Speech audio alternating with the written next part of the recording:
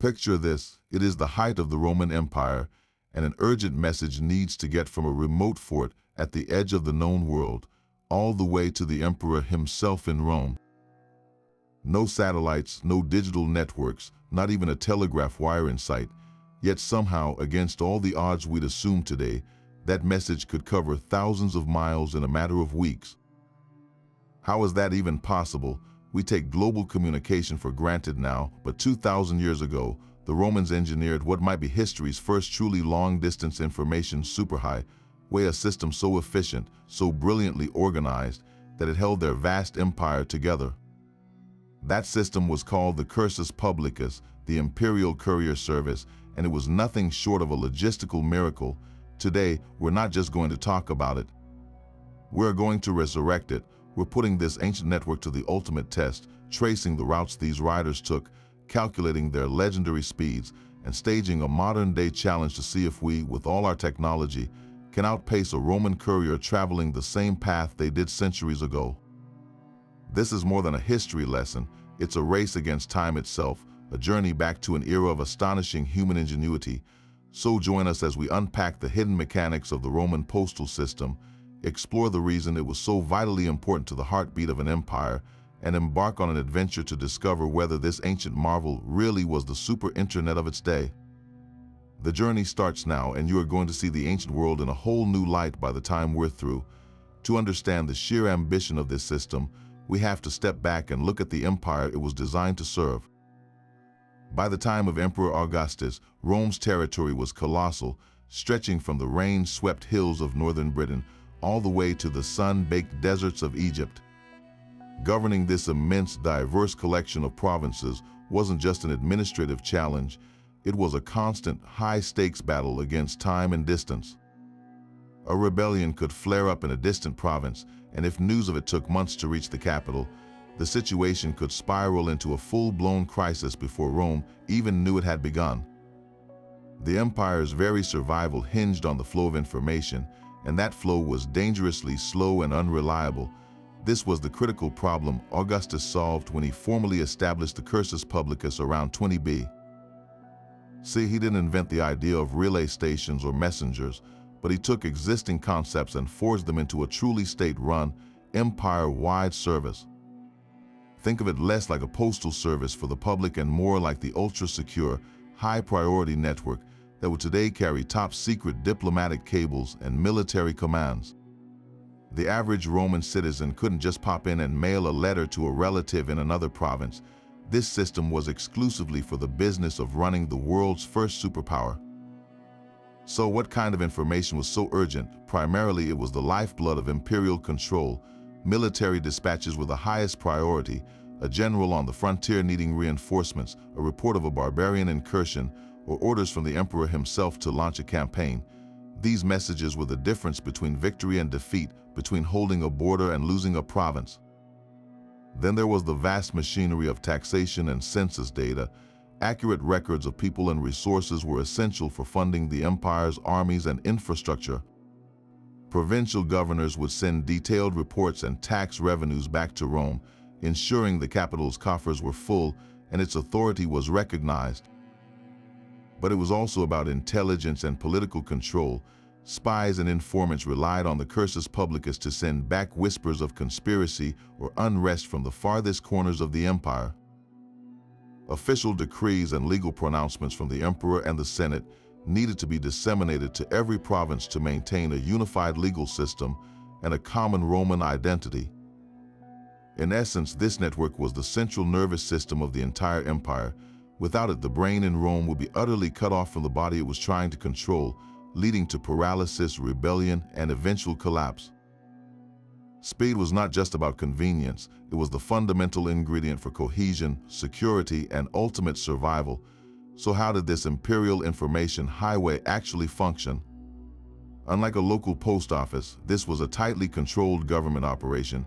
You couldn't just walk up to a station and buy a stamp to send a birthday invitation to Gaul. Access was strictly limited to officials bearing a special passport, a warrant of authority known as a diploma. This small, sealed bronze tablet was your all-access pass, authorizing you to demand fresh mounts, food, and lodging from the state runway stations along your route. It was the ultimate express lane, and losing one was a very serious offense. The system relied on two distinct types of specialized messengers, each with a critical role. For the most urgent, lightweight communications, a thin papyrus scroll with a vital military update or a crucial piece of diplomatic intelligence, they relied on the cursor. This was a highly trained, long-distance runner, an athlete of endurance who could maintain a ground-eating pace for miles, swiftly carrying a small, precious message to the next station. But not all imperial business was light. Heavier, bulkier items also needed to move across the empire. This was the job of the Veridarius, the mounted courier. Riding in a light carriage or on horseback, he could transport everything from official tax revenues in coin to legal documents, samples of goods, or even the personal effects of high-ranking officials being transferred to a new post. His pace was necessarily slower than the runner's sprint, but his carrying capacity was far greater, making him the freight service of the ancient world. Yet the true genius of the system, the innovation that made these remarkable speeds possible, wasn't just the couriers themselves. It was the infrastructure built to support them, a network of way stations that turned an impossible marathon into a manageable relay race. This is where the real magic happened, and it completely revolutionized how we should think about ancient travel. The backbone of the entire operation wasn't the couriers, brilliant as they were, but the meticulously planned infrastructure they traveled upon. This was a network of state-maintained way stations strategically placed along every major road in the empire. Think of it as the ancient world's version of a sprawling, government-sanctioned service plaza system built for one purpose only: speed and reliability. The first and most frequent type of station was the mutatio, which literally means a changing. These were the essential pit stops of the Roman world.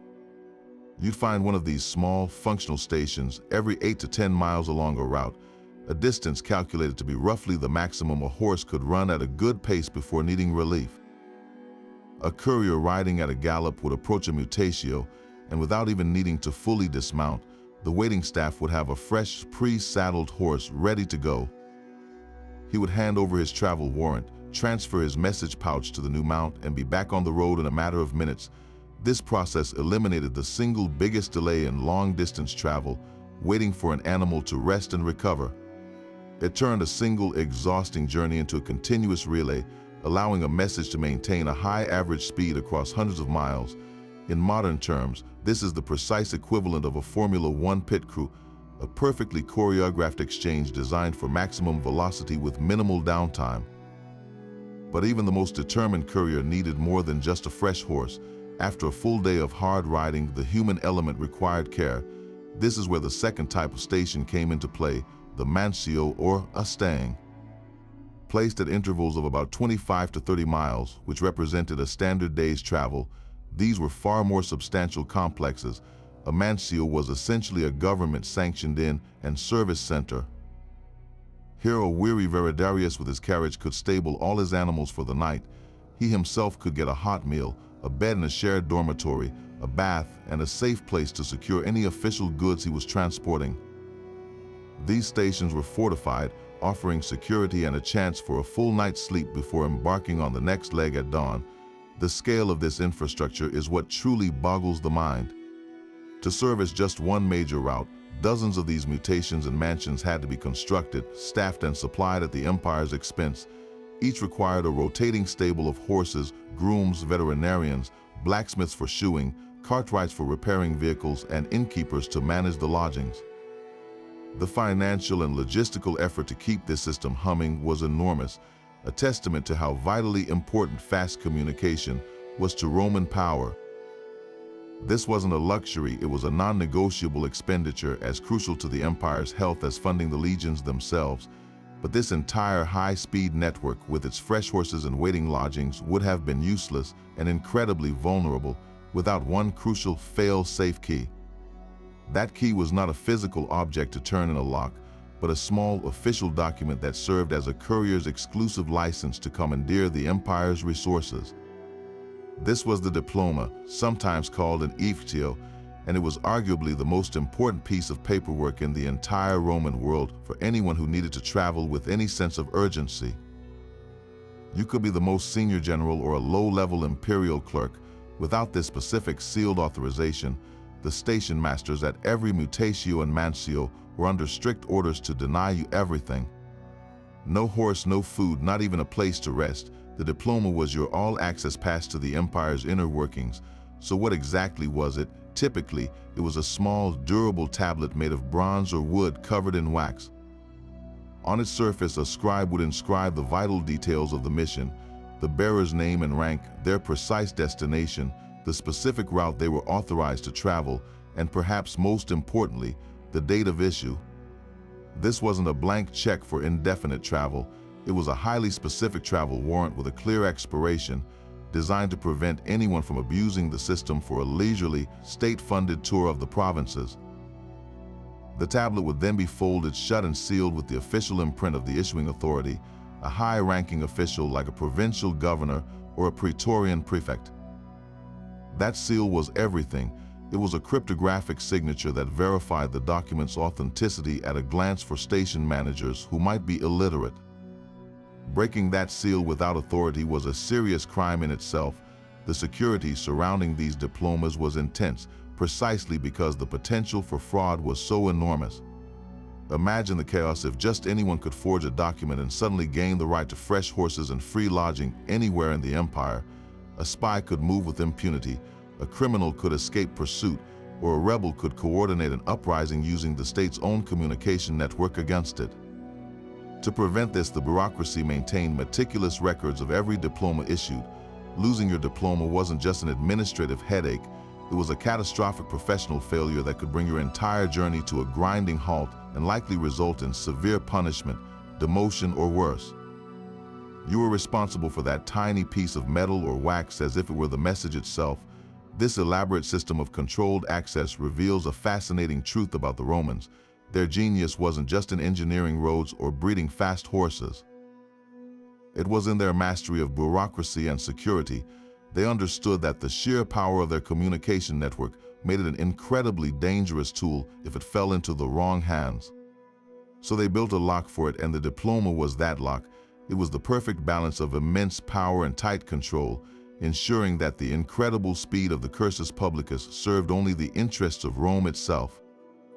With this secure system in place, messages could fly across a web of roads so vast and well built that many still form the foundation of Europe's highway network today. To truly grasp the scale of the challenge, we need to map out the empire's greatest information superhighways. These were the vital arteries that kept the lifeblood of imperial command flowing from the heart in Rome to the farthest limbs of its territory. Perhaps the most legendary of all was the Via Appia, the Appian Way, started in 312 BC. This was the queen of the long roads, stretching from the Forum in Rome all the way southeast to the port of Brundisium, modern-day Brindisi on the Adriatic coast. It was the main embarkation point for voyages to Greece and the wealthy eastern provinces. A courier carrying news from a governor in Athens would land at Brundisium and then race up this road, his journey marked by the famous, perfectly laid stone blocks that made for a smooth ride in all weather. This route was the empire's primary link to the Hellenistic world, and its importance cannot be overstated. Out in the western province of Hispania, now Spain and Portugal, the Via Augusta was the dominant route. Running all the way from the Pyrenees Mountains in the north down to the port of Gades, modern Cadiz in the south, it effectively tamed the rugged Iberian coastline. This road allowed troops tax revenues and orders to move efficiently through a province rich with metals, olive oil, and grain, securing its value for Rome. A message from a mine supervisor in the interior could reach the provincial capital and then begin its long journey east, but for sheer ambition, few routes rivaled the Via Egnatia. This was the empire's great land bridge across the Balkans. Starting at the Adriatic Sea in what is now Albania, it carved its way through treacherous mountain passes all the way to Byzantium, the city that would later become Constantinople and then Istanbul. This road was the essential overland connection between the western and eastern halves of the empire. A dispatch from the frontier on the Danube River could race down the Via Egnatia, catch a ship across the narrow straits, and then continue its journey into Asia Minor, effectively creating a continuous line of communication across the entire continent. How did a courier pounding down these roads day after day know exactly how far he had come or how much farther he had to go? The answer lies in the humble milarium, the Roman milestone. These were not mere markers, they were detailed information panels. Erected every 1,000 paces, a Roman mile is slightly shorter than our modern mile. These stone pillars did more than just count distance. A typical milestone would often be inscribed with the distance to the next major town, the name of the current emperor who maintained the road, and sometimes even the name of the official who commissioned it. For a rider, spotting one of these pillars was like checking his odometer. He could instantly calculate his progress, estimate his arrival time at the next mutatio for a horse change, and maintain the relentless pace the system demanded. This combination of brilliant civil engineering and precise roadside data turned a vast and intimidating empire into a measured, manageable network. Now let's shift our focus from the grand infrastructure to the very human engine that powered it all, the couriers themselves. We've marveled at the stations and the roads, but none of it would have moved an inch without the men who endured the grueling, relentless task of actually carrying the messages. These were not mere delivery boys, they were elite operatives in a high-stakes relay race, selected from a specific and trusted class within Roman society. The role of a state courier was a prestigious but demanding government post, almost exclusively filled by two groups, soldiers seconded from the legions or imperial freedmen. Using soldiers made perfect sense. They were already bound by a sacred oath of loyalty to the emperor, were physically conditioned for hardship, and understood the critical importance of the chain of command. A legionary assigned to the Cursus Publicus was still a soldier, his mission just as vital to the empire's security as standing guard on a wall. The other common source was the class of freedmen, former slaves who had been granted their freedom, often by the imperial household itself. These men owed their new status and livelihood directly to the emperor, fostering a powerful sense of personal loyalty and duty that made them exceptionally reliable custodians of the empire's most sensitive secrets. They were insiders, trusted with the words that could start wars or depose governors. The physical and mental demands of the job were almost unimaginable by modern standards. A cursor, the long-distance runner, was an athlete of supreme endurance. Imagine him, not on a smooth track, but on a stone road in leather sandals, carrying his small message pouch. He will be running at a pace just shy of a sprint, mile after mile, in the blistering heat of an Italian summer or the driving rain of a Gallic winter, only to hand off his cargo and immediately turn around to make the return journey. There were no days off for bad weather. The mail always had to get through. For the Veridarius, the mounted courier, the challenge was different but just as severe. His body was constantly pummeled by the relentless jostling and vibration of riding a galloping horse or a lightweight, springless carriage for hours on end. The constant physical strain led to chronic pain, particularly in the back and joints. Beyond the elements and the exertion, the ever-present threat of danger loomed. While major roads were generally safe, remote stretches were hunting grounds for bandits who knew a lone courier might be carrying something valuable, either the official funds he was transporting or the sealed message pouch itself, which could be sold to the highest bidder. In the deepest wilderness, the threat wasn't just human. Wild animals or simply taking a bad fall far from the next station could mean a grim and lonely end. These men were the unsung heroes of Roman efficiency, the human sacrifice required to make the imperial machine hum. They traded their comfort and safety for the privilege of serving the state, becoming the living, breathing fibers that connected the vast nervous system of the empire, one exhausting, pounding step or hoofbeat at a time. But all this talk of infrastructure and endurance leads to the million-dollar question: just how fast was it, really?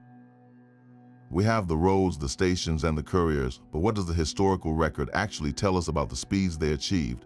The Romans were meticulous record keepers, and thankfully, a few key accounts have survived, giving us hard numbers that are nothing short of astonishing. One of the most frequently cited sources is the great naturalist Pliny the Elder. Writing in the 1st century, he makes a stunning claim that urgent dispatches carried by the relay system of the Cursus Publicus could cover an incredible 200 Roman miles in a single 24-hour period. Now, a Roman mile was a bit shorter than our modern mile, about 4,850 feet compared to our 5,280. So 200 Roman miles translates to roughly 180 modern miles. To put that into perspective, That's a pace comparable to riding a bicycle steadily for an entire day, but they were achieving this on horseback or on foot, over terrain that was far from flat. This figure wasn't for a leisurely journey. It represented the absolute maximum emergency speed of the system, pushing both men and animals to their absolute limits for the most critical messages. But a general claim is one thing, a specific documented journey is even more compelling. Perhaps the most famous example of this blistering pace in action involves the future Emperor Tiberius. The story goes that in the year 9 BC, Tiberius was campaigning in Germania, near the modern city of Trier in western Germany, when he received devastating news. His beloved brother, Drusus, was gravely ill and nearing death back in Rome. Driven by fraternal loyalty, Tiberius embarked on a desperate race against time. He covered the immense distance between the Rhine frontier and Rome, a journey of approximately 700 modern miles, in a span that some ancient sources suggest was shockingly short. To traverse such a vast distance, crossing the Alps no less in a matter of days, would have required a relentless, punishing schedule. He would have been switching horses at every mutatio, pausing only for the absolute essentials at the mansions, and traveling from dawn until deep into the night. This wasn't a comfortable trip in a litter, it was a brutal, non-stop sprint. While the exact number of days is debated by historians, the very fact that such a journey was even attempted and recorded speaks volumes about the capabilities of the system. It tells us that the Roman elite had absolute confidence that this network could facilitate travel at speeds that would have been pure fantasy in any other contemporary civilization. These documented feats give us our baseline, the historical standard we need to measure against in our modern challenge. They are the proof that the Cursus Publicus was not just a theoretical marvel, but a practical tool that delivered on its promise of breathtaking speed. Now, to truly put this ancient system to the test, we needed to design a challenge that was both historically rigorous and dramatically compelling. We couldn't just pick a random distance. We needed a route that would have been a genuine, monumental test for a Roman courier, pushing the Cursus Publicus to its operational limits.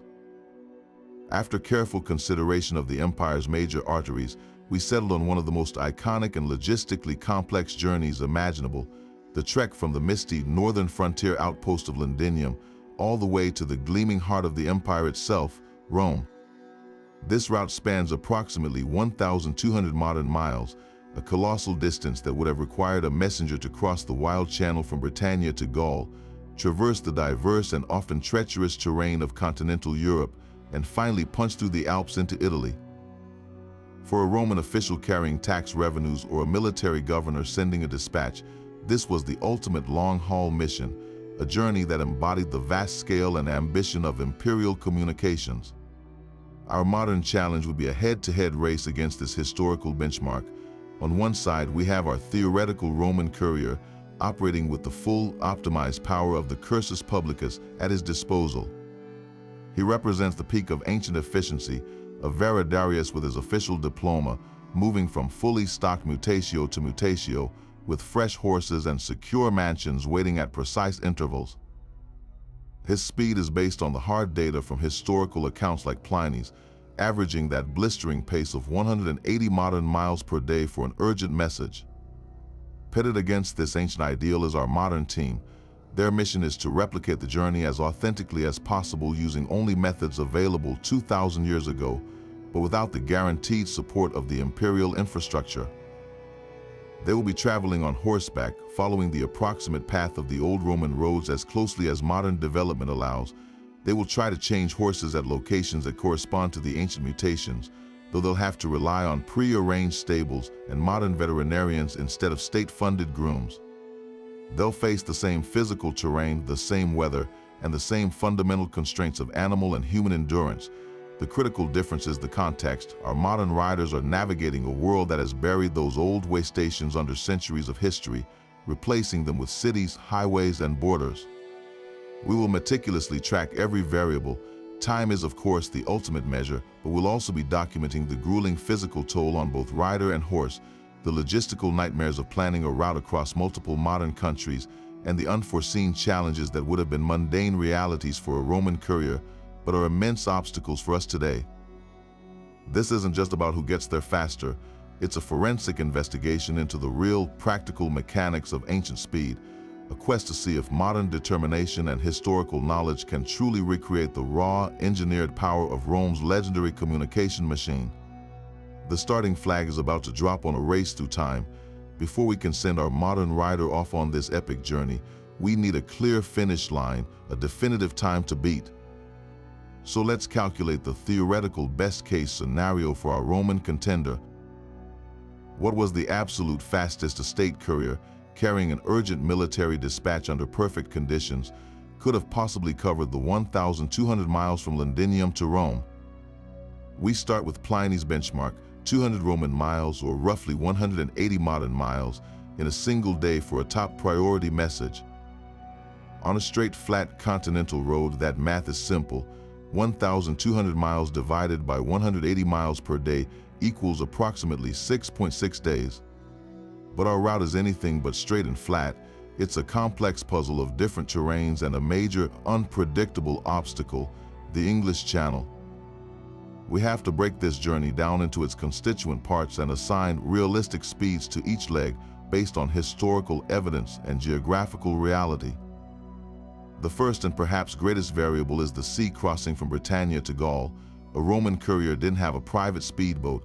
He would have had to proceed to a major port like Dubrus, modern Dover, and secure passage on a merchant galley or a military transport vessel. This is where the system's speed hit a hard wall. He was now at the complete mercy of wind, tide, and the scheduling of the ships themselves. Unlike the perfectly timed horse relays on land, the sea was a chaotic bottleneck. A fast crossing in a favorable wind might take only a few hours, but if the weather turned, he could be stuck waiting for days for the seas to calm. For our theoretical best-case calculation, we have to assume ideal sailing conditions, granting him a swift 6-hour channel crossing. But this still adds a significant block of unpredictable time that no amount of imperial infrastructure could fully eliminate. Once on the continent, the land journey could begin in earnest. The route from Gesseriacum, modern Boulogne-sur-Mer in France, down through Gaul was along well-developed Roman roads like the Via Agrippa. This is where the Cursus Publicus could truly shine. On these long, relatively flat stretches, our courier could maintain something very close to that maximum daily average, pushing hard from Mutatio to Mutatio. But then he would approach the Alps. Crossing this mighty mountain range was a formidable challenge.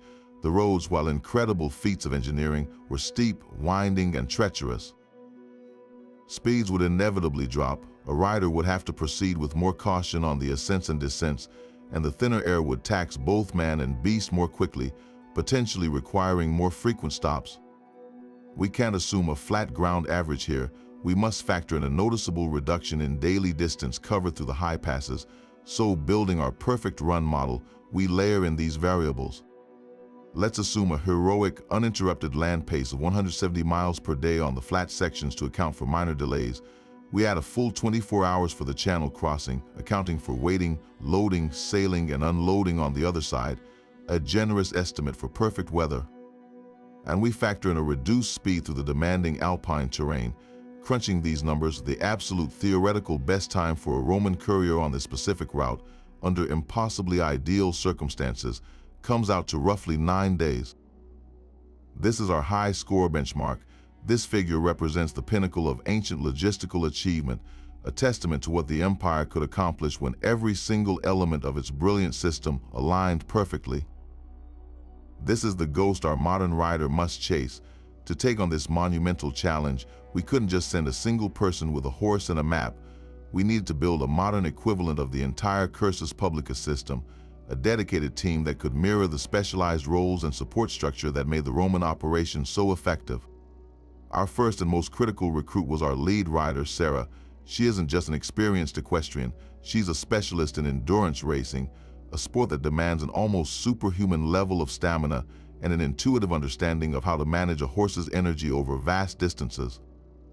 Her job would be to embody the Veridarius, to endure the same physical punishment and mental fatigue that a Roman courier faced, pushing herself and her mount to their absolute limits day after day. But Sarah couldn't do it alone. She needed a navigator, someone who could translate 2,000-year-old geography into a practical, mile-by-mile route through modern Europe. For that, we brought in Dr. Marcus, a historian whose life's work has been studying Roman itineraries and the most famous road map of them all, the Tabula Peutingeriana, or the Peutinger table. This incredible medieval copy of a Roman original isn't a map in the way we think of it.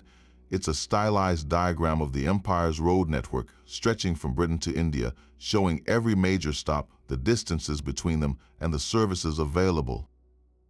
Dr. Marcus's expertise would be our modern diploma, our authorization to follow the ghost of the ancient road. His task was to correlate the place names on that ancient parchment Londinium, Gesariacum, Dura Cortorum, Augusta Praetoria, with their modern locations, often buried beneath sprawling cities or forgotten in rural landscapes. Then came the support crew. Our modern-day Mutatio and Mancio staff rolled into one. This included a professional farrier and an equine veterinarian on standby, ready to provide the same essential hoof care and animal health monitoring that would have been available at the larger imperial stations. We also had a logistics manager whose Herculean task was to prearrange horse rentals and stabling at intervals matching the old Roman mutations. This was far harder than it sounds. Unlike the state-funded imperial system, we had to negotiate with private stables across 3 different countries, explaining our unusual request for a fresh horse every 10 miles, often in the middle of nowhere. Securing these permissions was a bureaucratic marathon that gave us a whole new appreciation for the sheer administrative power of Rome. Finally, to document this entire endeavor, we had a videographer, Leo, equipped with rugged, portable cameras to capture every moment of the journey, the triumphs, the struggles, and the breathtaking scenery. His role was crucial not just for our show, but for the historical record, providing a visual log of the route and the conditions that we could later analyze. The preparation was intense. We spent weeks selecting the right horse, ultimately choosing an Andalusian, a breed descended from the very Iberian stock the Romans prized for its strength, stamina, and calm temperament. Sarah and the horse trained together, building the unique partnership required for such an ordeal, while Dr. Marcus pored over satellite images and old surveys, plotting a course that would let us literally ride in the footsteps of history. Every detail was planned, but we knew that once we started, the ancient world would have plenty of surprises in store for us. The morning air in London is cool and damp, a typical dawn for the ancient city of Londinium. Our starting point is symbolic, right by the remnants of the old Roman wall, a few ancient stones stubbornly peeking out between modern brick buildings. There's a palpable buzz of anticipation as Sarah checks her gear one last time, the horse, an Andalusian named Ethelstan, stamping his hoof impatiently on the pavement. Dr. Marcus holds up a tablet displaying his painstakingly researched route, a digital line attempting to trace the ghost of the Roman road known as Waddling Street, which once shot like an arrow straight out of the city towards the coast. With a deep breath and a final wave to the crew, Sarah swings into the saddle. The race against the ghost of the Roman courier begins not with a thunderous gallop, but with the steady clop of hooves on asphalt, navigating the first and most immediate obstacle, the 21st century. The contrast between then and now is stark and immediate. A Roman rider departing Londinium would have passed through the city gate and found himself on a straight, engineered road, quickly giving way to open countryside. For Sarah, the reality is a labyrinth of suburban streets, traffic circles, and the constant roar of highways built directly on top of the ancient path. The first few miles are less about speed and more about urban survival. She's forced to lead Ethelstan along narrow sidewalks, waiting at pedestrian crossings and navigating underpasses, the GPS on her wrist constantly chirping with course corrections as Dr. Marcus directs her via headset. The Roman courier's greatest advantage was the uninterrupted, purpose-built nature of his journey. Our modern rider's first challenge is simply to escape the tangled web of a city that has grown for 2,000 years atop the very road she's trying to follow. It's a frustrating, slow-motion puzzle that eats into the clock before the real journey has even begun. After what feels like an eternity of stop-and-go progress, the urban sprawl finally begins to thin. The housing estates give way to greener spaces, and a genuine sense of relief washes over the team as they identify a preserved stretch of the original Roman road, now a quiet footpath cutting through a park.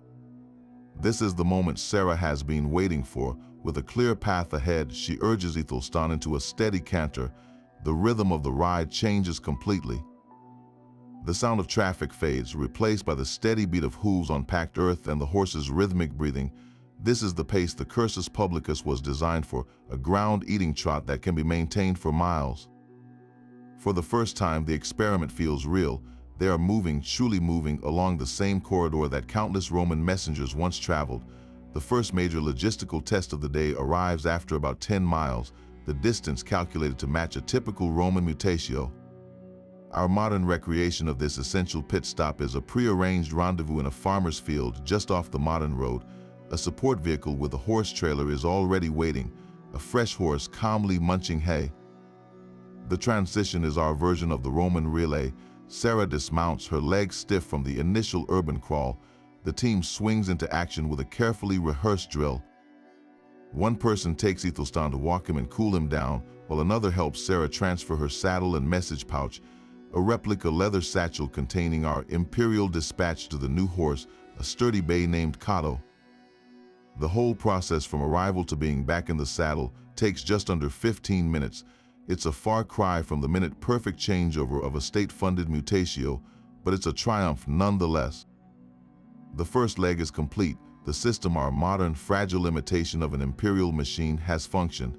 As Sarah clicks her tongue and Cato surges forward, the open road to the coast finally lies ahead, the true scale of the adventure now dawning on everyone involved. The smooth rhythm of the canter along that preserved green path is a fleeting luxury. The reality of retracing a 2,000-year-old road in the modern world comes crashing back with the blare of a truck horn. The ancient route of Waddling Street, which should be a direct line to the coast, is now largely buried beneath the A2, a relentless multi-lane highway. For a Roman courier, this road was a clear, dedicated corridor of imperial power. For Sarah, it becomes a dangerous gauntlet. Riding a horse on the shoulder of a 60-mile-per-hour road is not just nerve-wracking, it's often illegal. They are forced to constantly divert, searching for parallel country lanes or bridle paths that roughly follow the old alignment. Each detour adds miles and precious time to the journey, a tax on their progress that a Roman rider, blessed with a continuous traffic-free thoroughfare, never had to pay. Then comes a challenge that simply didn't exist in the unified Roman Empire, the international border. A Roman courier, clutching his imperial diploma, would have ridden from Britannia into Gaul without a second thought. His travel warrant was recognized across the entire known world under Roman control. For our modern team, the channel crossing is a logistical nightmare wrapped in red tape. Reaching the port of Dover is one thing, getting a horse across the water is another. They can't just book a ticket. It requires days of advanced paperwork, health certificates for the horse, customs declarations, and securing space on a specific livestock-friendly ferry with a limited schedule. A sudden storm cancels the first available crossing, forcing a 24-hour delay. They are stuck, helpless, watching the wind whip the whitecaps in the channel. A Roman courier might also have been delayed by weather, but he had the full authority of the state to commandeer the first available vessel the moment the seas calmed. Our team has no such power. They are at the mercy of commercial timetables and modern regulations, a stark reminder of the Romans' unparalleled advantage in a world without borders. Finally, after the tense ferry crossing, they land in Boulogne-sur-Mer, ancient Jerusalem. The relief is short-lived. The task of finding overnight stops that mirror the ancient mansions reveals another layer of difficulty. Dr. Marcus consults the Peutinger table, pointing to a place called Dura Cortorum, modern rhymes, a perfect first day's ride from the coast. A Roman courier would have known a fortified state-run mansio was waiting for him there, with guaranteed stabling, food, and security. Our team spends hours on the phone, trying to find a stable near the city center that can accommodate a horse overnight and has lodging for Sarah nearby. Many places are fully booked, others are wary of a horse arriving so late in the evening. They eventually secure a spot, but it's miles off the direct route, adding yet another detour. The Roman system was built for this exact purpose. The modern world is not. Every night, this search repeats, draining time and energy from the riders and support crew. The sheer uninterrupted convenience of the Cursus Publicus, the certainty of a warm bed and a safe stall at a precise interval, emerges not as a minor perk, but as the fundamental engine of its legendary speed. Our team is fighting not just distance, but the fragmented, inconvenient reality of a world that long ago forgot the purpose of this ancient road. Now let's rewind 2,000 years and switch perspectives. While Sarah navigates detours and border checks, let's see how a Roman imperial courier would have handled this exact same stretch from the coast of Gaul toward the heart of the continent. The difference isn't just speed, it's an entirely different world of privilege and precision. Picture our Roman Veridarius, let's call him Lucius, arriving at the port of Reenactment after a smooth channel crossing. He doesn't wait for customs, he flashes his bronze diploma to the port official, who immediately waves him through. His first stop isn't a frantic search for a stable, but a purposeful trot to the first mutatio just outside the port walls. This isn't a makeshift pit stop, it's a state-funded efficiency hub. The station is staffed by full-time grooms who spot him coming. Before Lucius even fully brings his horse to a halt, a fresh, pre-saddled animal is led out. The exchange is breathtakingly swift. He hands his travel warrant to the station master for a quick seal check, transfers his message pouch to the new saddle, takes a quick swig of water, and is back on the road in less than 2 minutes. There's no negotiation, no payment, no delay. This perfectly choreographed dance repeats every 8 miles, the distance calculated to the exact Roman mile by the stone markers lining the road's edge. Each fresh horse allows him to maintain a consistent, ground-eating canter without ever pushing a single animal to exhaustion. The system isn't just supporting him, it's propelling him forward. And the road itself is his exclusive domain. This is the Via Agrippa, an arrow-straight ribbon of packed gravel and stone, elevated for drainage and flanked by ditches. There are no potholes, no unexpected intersections, and most importantly, no traffic jams. As an imperial courier, Lucius has the ultimate right-of-way. The law mandates that all other traffic merchant carts, farmers with their oxen, even wealthy citizens in litters, must immediately pull aside to let him pass. The sound of his horn or the sight of his official insignia clears the path instantly. His journey is a continuous, unimpeded sprint, with the landscape blurring past in a way our modern team can only dream of. When dusk falls, his day doesn't end in a frantic search for lodging. He arrives at a mansio, a fortified complex that's been expecting him. His diploma grants him immediate access to a secure stable for his current mount, a hot meal from the on-site kitchen, and a clean bunk in a barrack-style room. While he eats and rests, the staff cares for the horse. There's no worry about his safety or the security of his dispatch. The entire station is designed to protect the Empire's business. At first light, he's fed, his new horse is ready, and he sets off again. His progress measured not in obstacles overcome, but in milestones passed. For Lucius, the journey is difficult and exhausting, but it is never uncertain. Every variable has been engineered out, creating a frictionless pipeline for information that flows across the Empire as smoothly as blood through a vein. But that smooth, relentless pace on land always came to an abrupt halt at the water's edge. For all its terrestrial mastery, the Roman Empire's speed was ultimately dictated by the sea, a force that refused to be tamed by roads or relay stations. The English Channel, that narrow but notoriously moody strip of water, was the single greatest wildcard in our entire race, a bottleneck where even the most efficient courier was suddenly at the mercy of the winds and the waves. This is where the meticulously engineered certainty of the Cursus Publicus met the chaotic, unpredictable reality of nature. So how did the Romans manage this critical leg of the journey?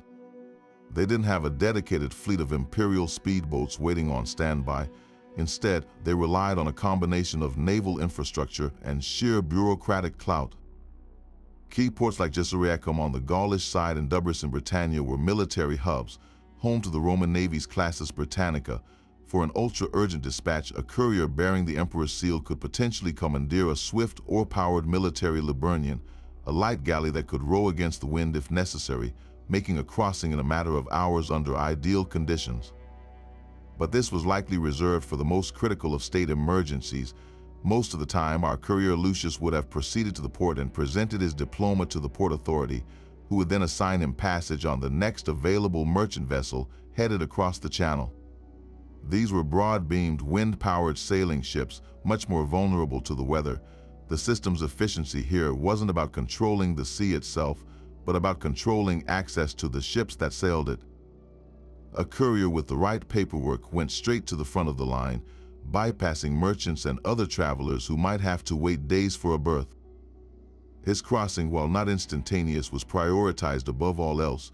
For our modern team, the channel presented a mirror image of the same problem, but amplified by the complexities of our own world. We couldn't commandeer a ship, and there are no regular ferries that carry horses between Dover and Boulogne anymore. Our version of the imperial diploma was a thick folder of veterinary health certificates, customs declarations, and a pre-booked slot on a specialized livestock transport vessel, a service that only runs on certain days of the week. When we arrived in Dover, a fierce gale was churning the channel and all sailings were canceled. We were stuck. For 24 hours we could do nothing but watch the gray waves crash against the harbor wall, our meticulously planned schedule evaporating by the minute. It was a humbling reminder that some things haven't changed in 2 millennia. A Roman courier in the same situation would have been equally stranded, pacing the docks in frustration. The sea was and remains the great equalizer. It doesn't care about diplomas or urgency. It imposes its own timeline. This maritime delay highlights a profound truth about Roman speed. Their system was brilliant precisely because it minimized variables on land, but it could never eliminate the fundamental unpredictability of sea travel. A message racing from Rome to Alexandria, for instance, could make fantastic time along the magnificent Via Appia and then the Via Egnatia, only to be delayed for weeks in the Adriatic port of Brundisium, waiting for the spring sailing season to begin or for a storm to pass. The Mediterranean, the Roman lake, was both a highway and a waiting room. This is why the land routes like the Via Egnatia stretching across the Balkans were so vitally important. They offered an alternative, albeit longer, path that avoided putting all your messages at the mercy of Poseidon.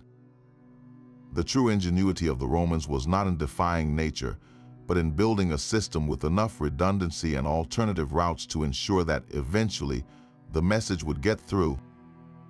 The sea was the one opponent their logistics could not fully conquer. Crossing the Alps was a brutal, body-numbing trial of wind and steep slopes, but emerging onto the sun-drenched plains of northern Italy feels like entering a different world, the very heartland of the ancient empire. For our modern team, the air itself seems to change, charged with a new energy and the looming presence of the finish line. The landscape, while still modernized, whispers of history more loudly here. The straight lines of cypress trees, the vineyards on rolling hills, the very soil fields stamped by the footsteps of legions. Sarah guides her horse onto what remains of the Via Cassia, one of the great consular roads that shot southward to Rome. After the grueling Alpine crossings and the frustrating detours of northern Europe, this is a taste of what the Roman courier would have experienced, a well-preserved direct artery designed for one purpose: speed. The pressure is immense and palpable. Dr. Marcus, consulting his GPS and historical maps in the support vehicle, delivers the sobering math over Sarah's headset. Based on our best case model for the Roman courier, assuming ideal channel conditions and a relentless pace on these very roads, the theoretical Lucius is now just days, perhaps even hours, behind them in their parallel timelines. He's in the home stretch of his own journey, traveling on the finest, most meticulously maintained roads in the entire empire, funded directly by the imperial treasury. His mutations will be better stocked, his mansions more luxurious, and his right-of-way absolute. He will be pushing himself and his horses to the absolute limit, a final, desperate sprint fueled by the promise of delivering his vital dispatch to the Palatine Hill. Every mile marker he passes is a countdown to glory. For Sarah, the challenge is now as much psychological as physical. The exhaustion is cumulative. Weeks in the saddle have left her muscles aching and her mind frayed. The historic ambience is a double-edged sword. Riding a preserved section of the Via Cassia with ancient paving stones still visible beneath the gravel is exhilarating. But it's also a constant reminder of the ghost she's racing against, a competitor who faced none of her modern obstacles. The sound of her horse's hooves echoes on the old stone, a sound that hasn't changed in 2 millennia, connecting her directly to the countless riders who came before her on this sacred path to Rome. The final logistical hurdles reveal themselves. Even here, the modern world intrudes. The ancient Via Cassia occasionally dives straight through the centers of bustling modern towns, forcing them to navigate crowded piazzas and busy intersections. One particularly tense moment occurs on the outskirts of a small village where the old road has been entirely consumed by a roaring superstrata. There's no safe parallel route, and the crew makes the difficult decision to load the horse into the trailer and drive this single dangerous stretch, a concession to safety that feels like a small defeat. Every minute spent loading and unloading is a minute their Roman counterpart would have spent galloping forward, his path forever clear. The suspense is no longer about if they will finish, but how their time, a product of sheer modern grit and compromised historical accuracy, will stack up against the flawless, state-powered efficiency of the ancient world. The eternal city is almost within reach, and the race is tighter than anyone could have imagined. The final approach to Rome is a sensory overload of ancient history colliding with modern chaos. Sarah guides her tired horse along the final stretch of the Via Cassia, now the bustling Via Appia Nuova, the noise and exhaust of city traffic, a jarring contrast to the quiet country lanes of the preceding weeks. The support crew, bleary-eyed and running on adrenaline, navigates the congested streets alongside her, the GPS countdown to the Roman Forum ticking down with agonizing slowness.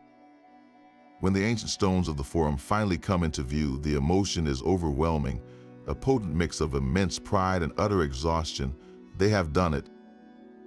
They have traveled from the edge of the empire to its very heart, a journey of 1,200 miles, relying on horse flesh and determination.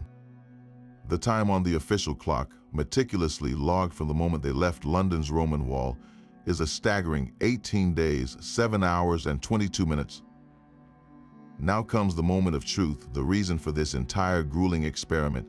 We reveal the calculated theoretical time for our Roman counterpart, Lucius, running the same route with the full, optimized power of the Cursus Publicus. Based on Pliny's benchmark of 200 Roman miles per day for an urgent dispatch, adjusted for the specific challenges of the Channel crossing and the Alpine traverse under perfect conditions, his time is an astonishing 9 days. The difference is not even close. The ancient system, in its ideal form, was more than twice as fast. The raw data is breathtaking, but the reasons behind this decisive victory are even more fascinating. It wasn't about stronger horses or tougher riders. It was about a system designed from the ground up for one thing only: unimpeded velocity. The single greatest advantage the Roman courier had was a dedicated, traffic-free highway. He wasn't dodging cars, waiting at traffic lights, or taking lengthy detours around modern infrastructure. His road was a clear shot, a government-owned corridor where he held the ultimate right-of-way, his official status forcing all other travelers to yield. Our modern team lost countless hours to these obstacles, a tax on their progress that Lucius never paid. Furthermore, his access to the state-run Mutationes meant horse changes that took 2 minutes, not our 15. This efficiency, multiplied over dozens of stations, saved him hours upon hours of cumulative downtime. His Mancio stops were guaranteed and perfectly spaced, eliminating the nightly scramble for lodging and stabling that drained our team's energy and added miles to their journey. Perhaps most crucially, he operated in a borderless world. His imperial diploma was a universal access card recognized from Britannia to Syria. He faced no customs checks, no veterinary paperwork delays, and had the authority to commandeer passage on a channel vessel ahead of any merchant. Our team's 24-hour ferry delay alone would have been catastrophic for a time-sensitive Roman message, but for Lucius, his state backing minimized this risk enormously. The relay system itself was the masterstroke. Our single rider, Sarah, formed a deep bond with her horses, but she was one person enduring the entire physical and mental strain. The Roman system used a relay of riders as well as horses. A fresh, well-rested courier could take over at a major mancio, ensuring the message was carried by someone at peak alertness, while the previous rider rested. This meant the dispatch itself never slept, never grew fatigued, and never slowed its pace. It was the message that was relayed, not just the horse, and that made all the difference. The Roman time isn't just a number. It's a testament to the power of a seamless, integrated, and ruthlessly efficient logistical network, an ancient marvel that we, for all our technology, could only imperfectly imitate. Yet for all its breathtaking speed, the true enduring legacy of the Cursus Publicus was never just velocity. Its most profound gift to Rome was something far more valuable: predictable, unwavering reliability. Speed is a spectacular tool, But reliability is the foundation upon which empires are built and maintained. This system created a rhythm of governance so consistent that a governor in distant Syria could plan his tax collection, or a general on the Rhine frontier could coordinate his campaign with the capital, all operating on the shared, unshakable certainty that their reports and orders would arrive within a known, dependable time frame. This predictability shrank the psychological map of the empire, transforming it from a sprawling, unwieldy collection of territories into a single, manageable organism. This reliability was the bedrock of unified administration. Before the Cursus Publicus, a province like Britannia could feel like a different world, operating on its own timeline and developing its own isolated power structures. With the Courier network, however, the emperor's will could be felt everywhere simultaneously. A new legal decree or a tax policy change announced in Rome would arrive in every major provincial capital within weeks, not months or years. This created a powerful, homogenizing force across the empire. Local officials knew they were being watched and that their actions would be reported back to the center quickly.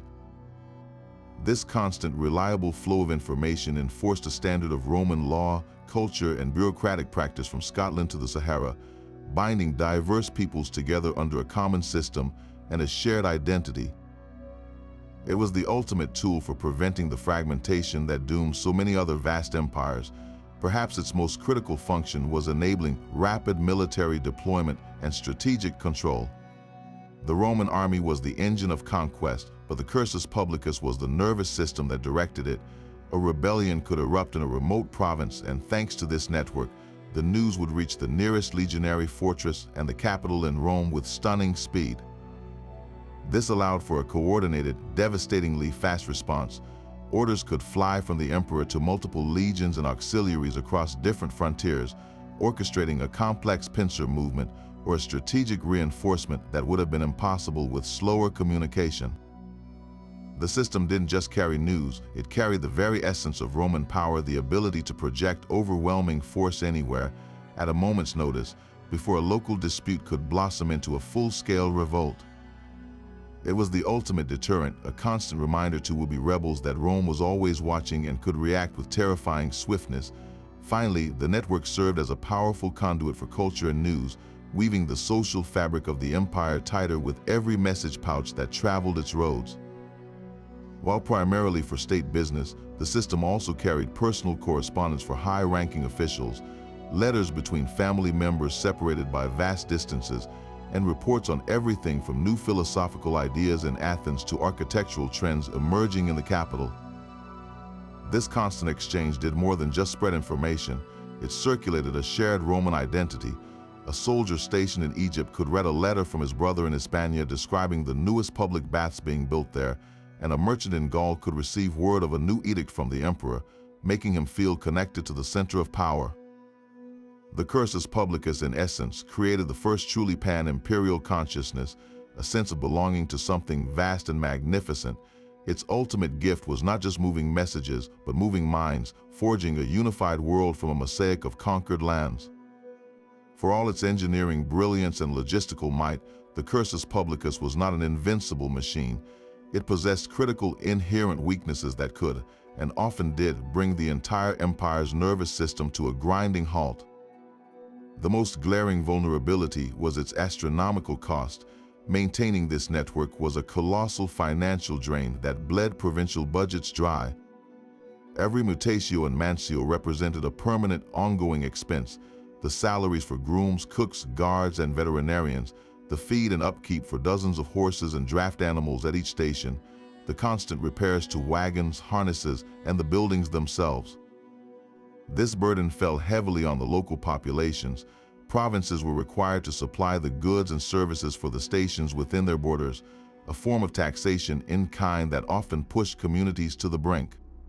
A single high-ranking official traveling with a large entourage could essentially strip a region of its resources, demanding food, lodging, and fresh mounts for dozens of people at once.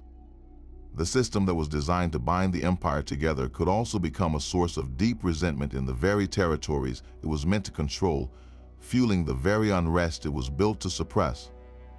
This immense centralized power also created a perfect environment for corruption and abuse. The coveted diploma, that bronze key to the empire's fastest travel, was far too tempting for many officials to use solely for state business. There are numerous historical accounts of provincial governors and other authorities exploiting their power to issue these warrants for personal gain. A wealthy merchant might bribe an official to get a diploma, allowing him to move his commercial goods at state expense, undercutting competitors who had to pay for slow, expensive private transport. Officials themselves were known to use the system to move their personal household items, their families, or even their collections of art and finery across the empire, treating the Cursus Publicus as a personal luxury delivery service. This kind of corruption wasn't just a minor misuse of funds, it directly degraded the system's primary function. Horses and space at mansions reserved for urgent military intelligence could be occupied by a governor's private wine shipment, delaying a critical message and potentially jeopardizing the security of an entire frontier.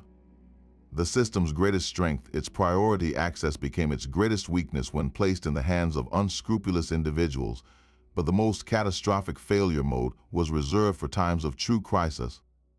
The Cursus Publicus was a system that depended on absolute imperial stability to function. In times of civil war, when two or more claimants fought for the throne, the entire network could fracture along partisan lines. A courier loyal to one emperor might be denied passage or even killed when trying to move through a region controlled by his rival. The stations themselves became strategic targets. Seizing a major mancio could cripple an enemy's ability to communicate and coordinate their armies. Even more devastating was the threat of foreign invasion. When barbarian tribes breached the frontiers, one of their first objectives was often to sever the roads and destroy the relay stations, paralyzing the Roman response. Imagine the terror in an isolated frontier fort, sending out rider after rider with desperate pleas for reinforcements, only to have the messages vanish into silence because the next mutatio had been burned to the ground. In these moments, the empire's central nervous system was severed, and the body politic was plunged into deaf, dumb, and blind paralysis. The very infrastructure designed to project power could become a roadmap for its collapse, guiding invaders directly to the heart of the Roman world. And so this incredible machine, this unparalleled system of control, did not vanish in a single catastrophic event. Its decline was a slow unraveling, a victim of the very chaos it had been built to prevent. As the Western Roman Empire fragmented under the weight of economic crisis, political instability, and relentless external pressure, the funding and organization that maintained the Cursus Publicus simply dried up. The mighty imperial government could no longer afford to pay the grooms, feed the horses, or repair the stations. Local officials, focused on their own survival, began to redirect what few resources remained. One by one, the mutations were abandoned, their roofs caving in and their stables falling silent. The magnificent mansions, once bustling hubs of imperial activity, were either repurposed as fortified manor houses for local warlords or left to be reclaimed by the forest. The roads themselves, those magnificent arteries of stone, began to crack and fade under neglect, their surfaces broken by weeds and their straight lines interrupted by squatters' huts. The system didn't collapse, it crumbled, its pieces scattered and forgotten across a changing landscape. The immediate consequence was a communication blackout of staggering proportions. The speed that had once bound the empire together evaporated almost overnight. A message that once took weeks to travel from Britannia to Rome could now take months, if it arrived at all. The reliable rhythm of governance was replaced by deafening silence and terrifying uncertainty. A king in Francia, trying to gauge a threat from a rival clan, could no longer dispatch a rider with any confidence the warning would be heard in time. The concept of a coordinated, empire-wide response to a crisis became a fantasy. Without the Cursus Publicus, the vast territories of the former empire shattered into 1,000 isolated fragments, each left to fend for itself in a newly dangerous and disconnected world. The rapid mobilization of legions was replaced by the slow mustering of local militias. The dissemination of law gave way to the rise of oral tradition and localized custom. The world didn't just get slower, it got smaller and far more unpredictable. This regression created a profound power vacuum, and into that void stepped a new, decentralized system of communication, the feudal messenger. This was a pale, feeble shadow of the Roman original. Instead of a state-funded superhighway, Communication became a personal obligation tied to land and loyalty. A local lord might have a few mounted retainers to carry his personal letters to neighboring manors or to his direct superior, but these men traveled on their own horses along deteriorating roads with no network of way stations to support them. Their range was terrifyingly short, their speed was achingly slow, and their reliability was entirely dependent on the safety of the local countryside, which was often anything but safe. A journey of 100 miles became a major expedition, fraught with peril from bandits, wild animals, and the elements. The messenger himself was no longer a highly trained, specialized agent of the state, but often a simple servant who knew how to ride, entrusted with a task he was ill-equipped to perform. The guarantee of the imperial diploma was replaced by the hope that a stranger would show a traveler mercy. The contrast between the old world and the new dark age could not be more stark. The sophisticated, integrated information economy of Rome was replaced by a patchwork of isolated, inefficient local networks. Where once there was certainty, now there was rumor. Where once there was speed, now there was a crawl. The loss of the Cursus Publicus meant more than just a decline in administrative efficiency. It represented the loss of a shared reality. People in one region simply ceased to know what was happening in another, leading to the cultural and intellectual isolation that truly defines the Dark Ages. The light of organized knowledge, which had been carried so swiftly along those Roman roads, flickered and very nearly went out, demonstrating with brutal clarity that the empire's true foundation was not its legions or its emperors, but its ability to talk to itself. The ghost of the Roman system never truly vanished. It simply evolved, its core principles echoing through history whenever speed and connection were paramount. Centuries after the last imperial courier rode the Via Appia, a new nation faced a similar challenge of distance. The American Pony Express, launched in 1860, was a breathtakingly direct, though unconscious, imitation of the Cursus Publicus. Young riders on fast horses racing between relay stations spaced every 10 miles, switching mounts in under 2 minutes to carry lightweight messages across nearly 2,000 miles of rugged terrain. The blueprint was unmistakably Roman. It proved that the relay model was the only way to achieve such speeds overland, but it also highlighted a key difference. Where the Roman system was a state-funded pillar of imperial control, the Pony Express was a private, commercial gamble. It was spectacularly fast for its time, yet it hemorrhaged money and was made obsolete by the telegraph after just 18 months, demonstrating that without the deep, sustained financial backing of a state, such a network was ultimately unsustainable. This fundamental idea of breaking a long journey into managed segments didn't end there. It became the bedrock of our modern world. Look at any national postal service. A letter traveling across a country doesn't go directly from one mailbox to another. It moves to a network of sorting facilities and regional hubs, the direct descendants of the Mutationes and Mansions, where its journey is optimized and redirected. This system of relays and centralized nodes is what makes modern logistics possible. Global courier companies like FedEx or DHL are the spiritual and operational successors to the Roman Veridarius, just on a planetary scale. Their colossal air hubs, where packages are sorted and flown out overnight, function with the same ruthless efficiency as a major Roman mancio, just with jet engines and conveyor belts instead of horses and carts.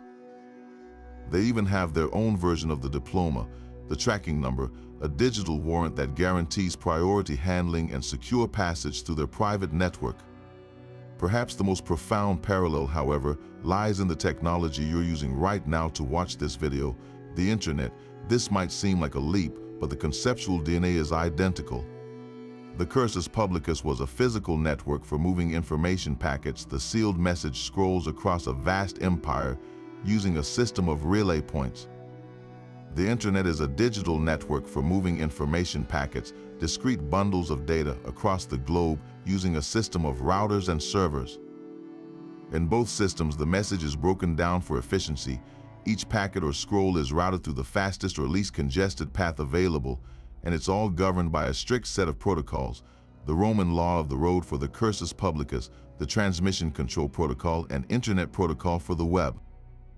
The internet is the ultimate realization of the Roman dream, near instantaneous communication across any distance. a global nervous system that has made our world feel smaller and more connected than even the Romans could have imagined. Their ingenuity created a template for speed that we are still refining today, proving that the need to connect and to do so quickly is a timeless driver of human innovation. But this journey through history leaves us with a tantalizing, almost whimsical question. If we wanted to, could we actually rebuild the Cursus Publicus today? Not as a historical reenactment, but as a functional, modern system, it's a fascinating thought experiment that pits our technological advantages against the unique bureaucratic power of Rome. On the one hand, we possess tools the Romans could never have dreamed of. Our understanding of equine veterinary science is light years ahead, allowing us to keep horses healthier and performing at peak condition for far longer. We have access to selective breeding programs that could produce animals with even greater endurance and speed. Our gear, lightweight synthetic saddles, advanced navigation systems, and high-tech weather forecasting would give a modern Veridarius a huge edge over his ancient counterpart. Yet for all these advantages, we would immediately crash into two monumental obstacles that the Roman state simply bulldozed through. The first is the physical road network. The Romans built and maintained their roads as public property, dedicated arteries for state business and trade. Today, those straight, uninterrupted paths are gone, fragmented by private property lines, buried under modern highways, or simply lost to centuries of neglect.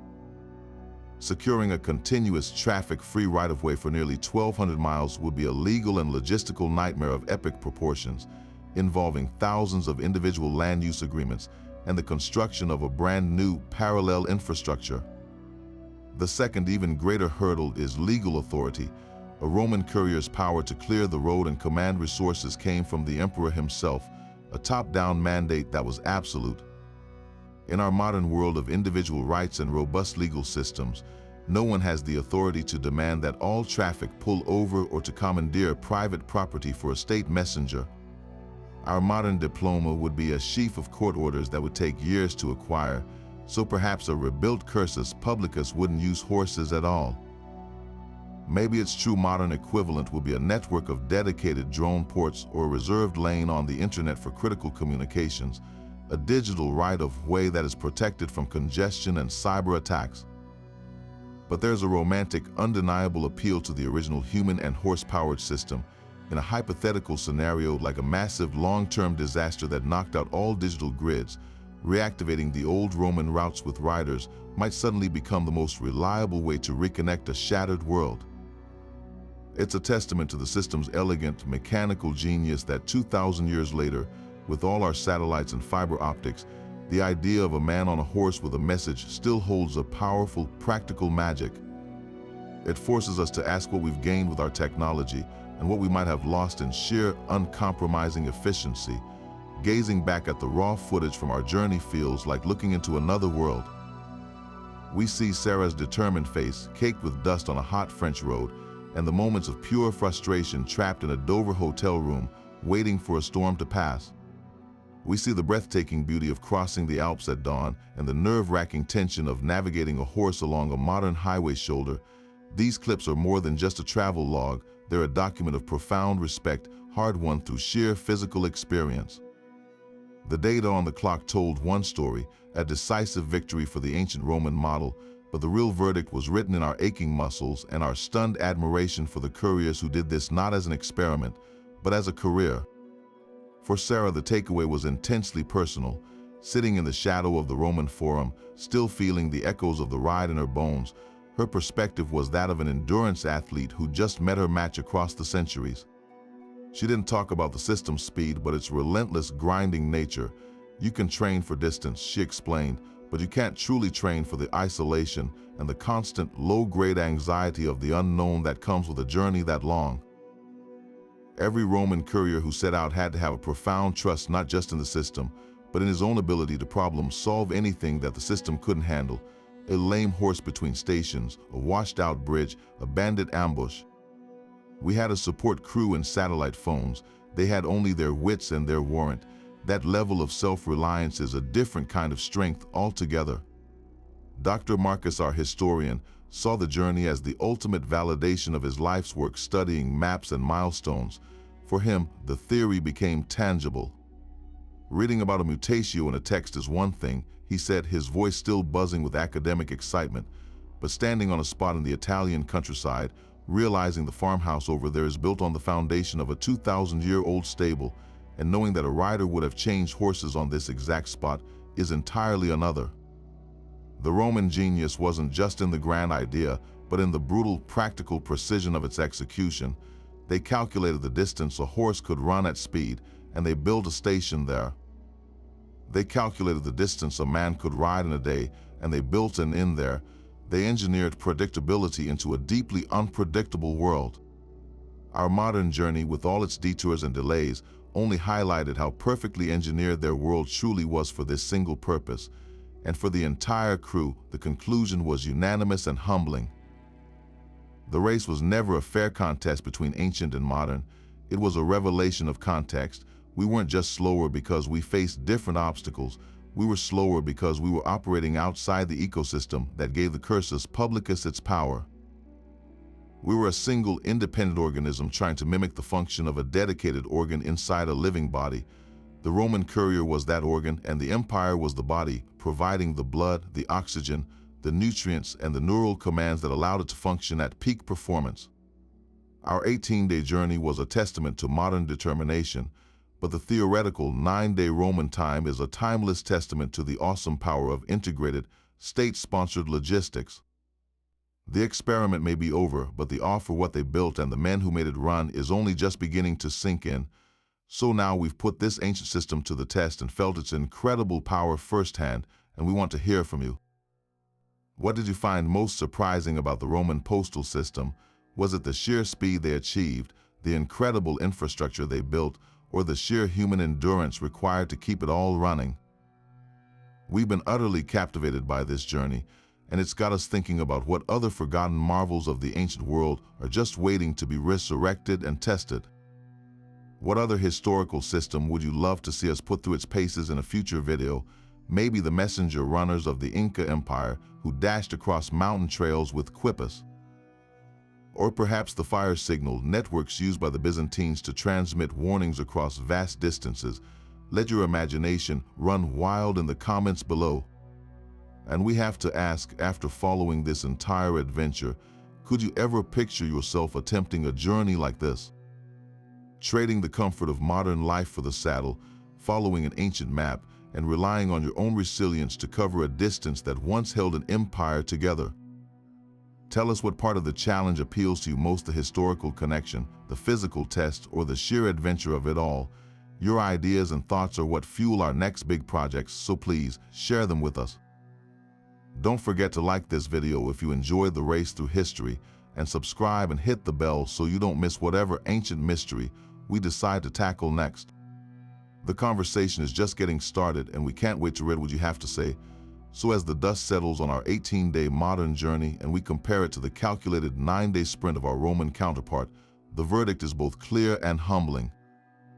The Cursus Publicus in its prime was not just fast, it was an unbeatable champion of ancient logistics.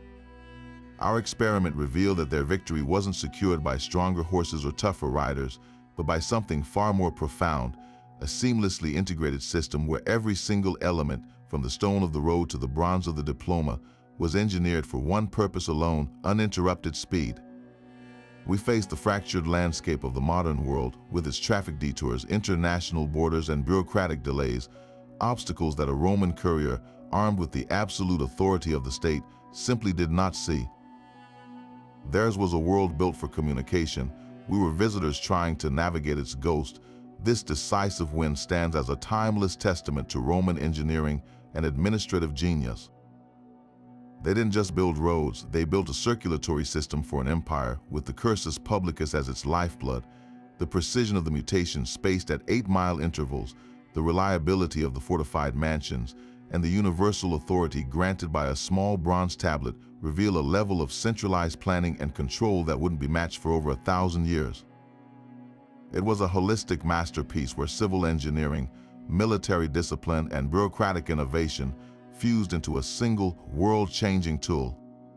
This system didn't just enable the empire to exist, it was the very thing that allowed a diverse collection of conquered territories to cohere into a single, unified civilization.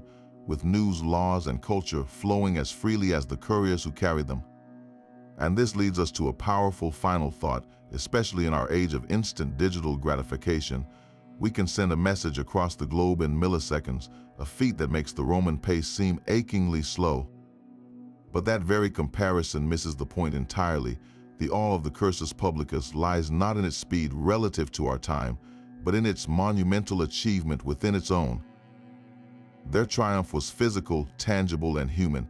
It was built with muscle and stone, and relied on the courage of individual riders facing down countless dangers. In an era before combustion engines or microchips, they achieved the near impossible, turning the vast, intimidating scale of their world into a manageable network. That physical feat, that sheer triumph of will and organization over brute distance, remains one of history's most enduring and impressive achievements. We want to extend a massive thank you for joining us on this incredible race through time. Uncovering these lost wonders and putting history to the test is what we love to do, and your curiosity is what makes it all possible. If this journey into the ancient world captured your imagination, please let us know by liking this video, and to make sure you don't miss our next adventure into the past, be sure to subscribe to the channel and hit the bell for notifications. We have so many more historical mysteries to explore, and we can't wait to share them with you.